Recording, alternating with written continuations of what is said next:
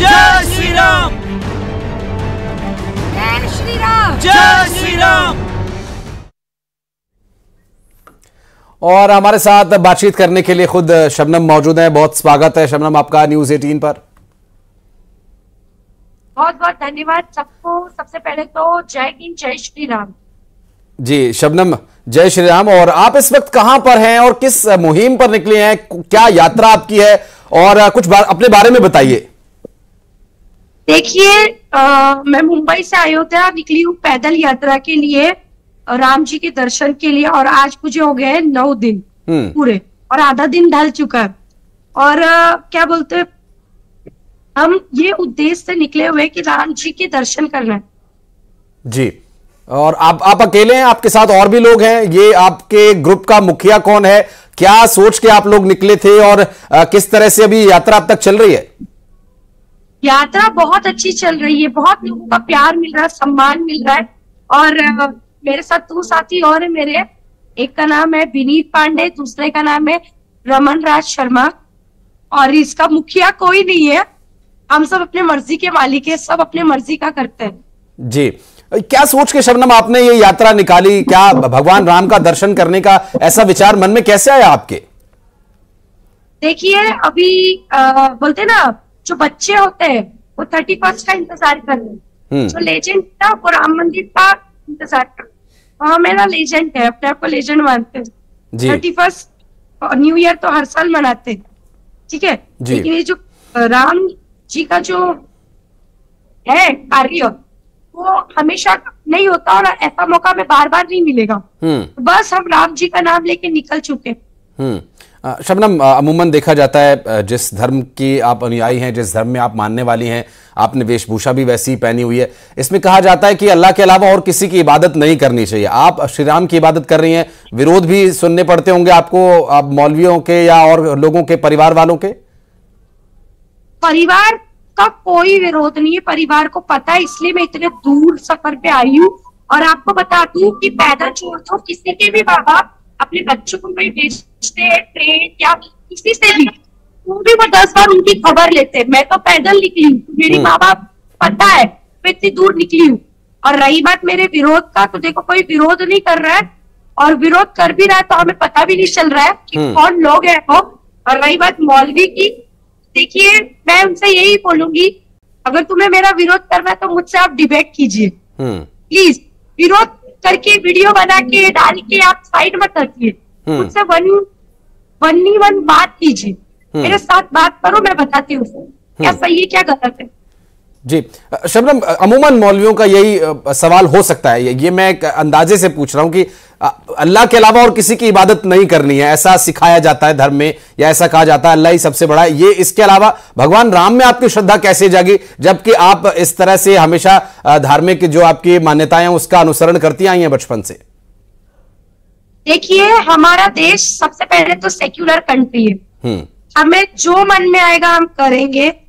हर किसी को आजादी है, इधर कोई हमें रोक नहीं सकता कि राम को मत मानो, कोई हमें नहीं रोक सकता अल्लाह को मत मानो, कोई हमें नहीं रोक सकता कि आप शंकर भगवान को मत मानो। ये हमारा खुद का पर्सनल है। और ये जो धार्मिक चीजें होती है ना, ये अपना एक पर्सनल होता है। तो कोई इसमें थर्ड पर्सन इन्वॉल्व हो जाए, सेकंड पर्सन इन्वॉल्व हो जाए, इसमें उनका कोई रोल ही नहीं है। ये सीधा ऊपर से कनेक्शन है, अल्लाह से कनेक्शन है, राम जी से कनेक्शन है, वो हो रहा है हमारा। ये अच्छी बात है शबनम, आपको इस बारे में इतना कॉन्फिडेंस है। लेकिन अमूमन राजनीतिक दलों के कुछ नेता, कुछ चर्चित चेहरे, जब उनसे सेक्युलरिज्म पर बात होती है तो वो एंटी हिंदू नजर आता है। तो आपको यहां पर ऐसी कोई बात नजर आती है कि सेक्युलरिज्म का मतलब कहीं एंटी हिंदू होना तो नहीं, या किसी धर्म या किसी जाति विशेष के खिलाफ होना ही सेक्युलरिज्म, ऐसा कई बार चर्चा में देखने को मिलता है। आपको ऐसा, इस पर क्या लगता है? देखिए, एंटी हिंदू एलिमेंट्स जो चलाते हैं, सबसे पहली बात तो देखो वो सेक्युलर है ही नहीं। मैं जो कर रही हूँ वो सेक्युलरिज्म में आता है। दो तरफ, एक तरफ से गंगा जमुना तहजीब को नहीं देखा जा सकता है, दोनों तरफ से होना चाहिए, ठीक है।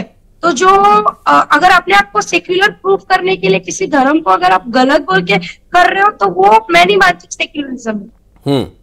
क्योंकि ना मैं इधर इस्लाम धर्म की कोई बुराई करके यहाँ आगे बढ़ रही हूँ, ना मैं हिंदू धर्म के पर बढ़ाई करके आगे बढ़ू। मैं केवल और केवल मैं उद्देश्य लेके निकली हूँ कि भाई मुझे राम जी का दर्शन लेना है। मैं बस निकल चुकी हूँ। मैंने ना इस्लाम की बुराई की है, ना मौलवी की बुराई की है, ना यहाँ पर हिंदू धर्म की बुराई की है। बस मेरे साथ जो रोड पे घटनाएं हो रही है, लोग अच्छा काम कर रहे हैं, अच्छा फीडबैक दे रहे हैं, मैं अपने वीडियो के माध्यम से लोगों को शेयर कर रही हूँ। ये अच्छी बात है शबनम। और जो भक्ति या जो श्रद्धा आप में है ईश्वर के प्रति, भगवान के प्रति या श्री राम के प्रति, निश्चित रूप से लोग इससे प्रभावित हो ही रहे हैं और इसके आपको फीडबैक भी मिल रहे होंगे।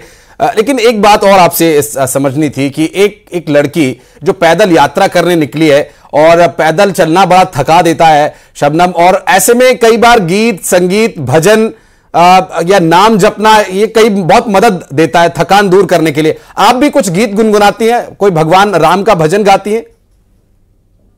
जैसे मैं बता दूं, सुबह हम लोग, अभी मैं एमपी में हूँ, बहुत ठंड है यहाँ पर, पूरा थोड़ा अंधेरा होता है, बहुत अंधेरा होता है और कोहरा कोहरा रहता है पूरा।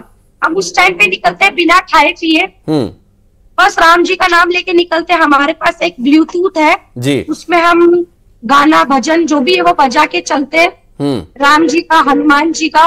बहुत अच्छा लगता है और बहुत हिम्मत मिलती है। आप गुनगुनाना चाहेंगे शबनम, दो शब्द कुछ भी जो आपको लगे कि आप गुनगुनाती हैं? देखिए मेरा सबसे फेवरेट ये है कि राम आएंगे तो अंगना सजाओ, दीप जला के दिवाली मैं मनाऊंगी, मेरे जन्म के सारे पाप मिट जाएंगे, राम आएंगे, राम आएंगे, आएंगे राम आएंगे। देखिए अभी 22 जनवरी को रामलला आ ही रहे।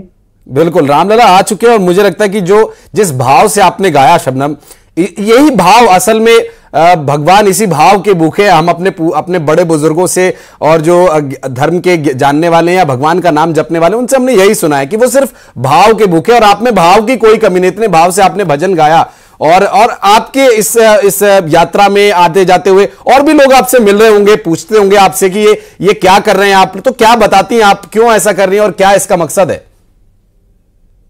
पूछते हैं, जैसा मैं मीडिया को बताती हूँ वही उन्हें भी बताती हूँ। हालांकि बताते बताते मेरा गला खराब हो चुका है। इतने लोग मिलते हैं, सेवा करते हैं, मेरा पैर तक धोते हैं लोग पानी से। मैं क्या बोलूं कि बस इतनी इज्जत मिल गई है ना, ये हिंदुस्तान में पॉसिबल है। सही में मुझे सर आंखों पे लोगों ने बिठा के रखा और मुझे नहीं लगता कि मैं ये बहुत बड़ा काम कर रही हूँ। राम जी के लिए तो और भी लोग निकल रहे हैं, बहुत लोग जा रहे हैं, बाकी मैं भी उन्हीं में से एक हूँ भक्त उनकी, और मैं जस्ट निकल पड़ी हूँ। बहुत अच्छी बात है, आपकी यात्रा सफल हो, हम ये उम्मीद करते हैं।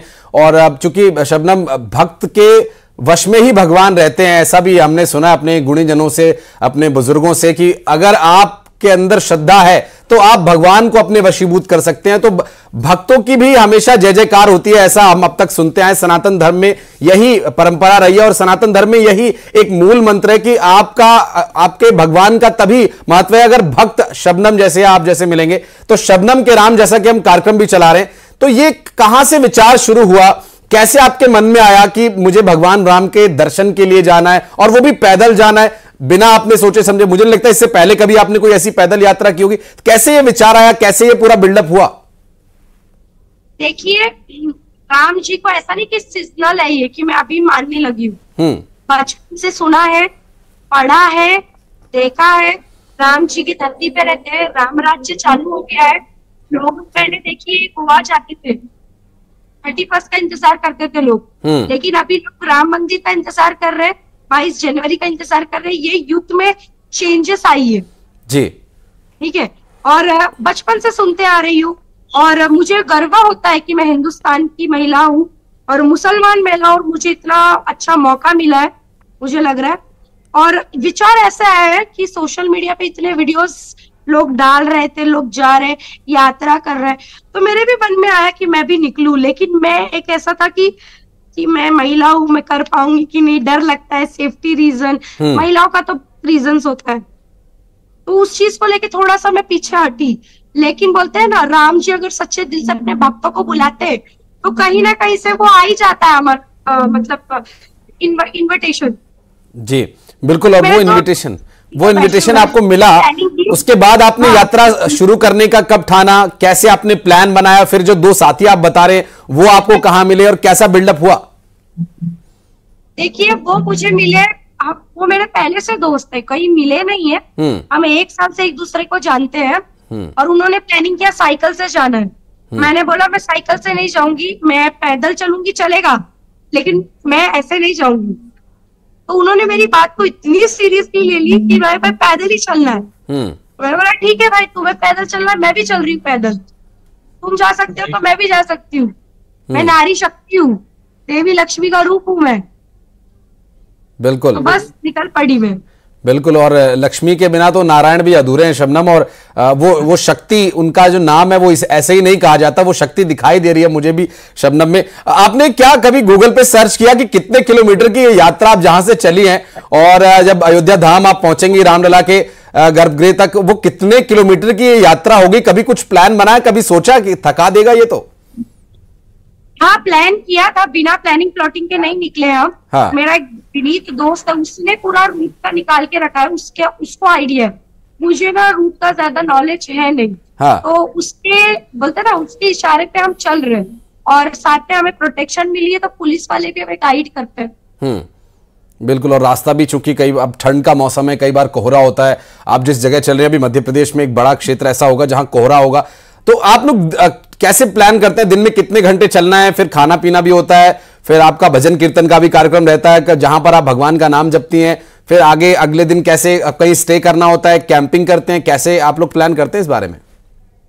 देखिए खाने का आप बात कर रहे हो, लेकिन अभी तक हमने लंच तक नहीं किया। अभी 4 बजने वाले, हाँ।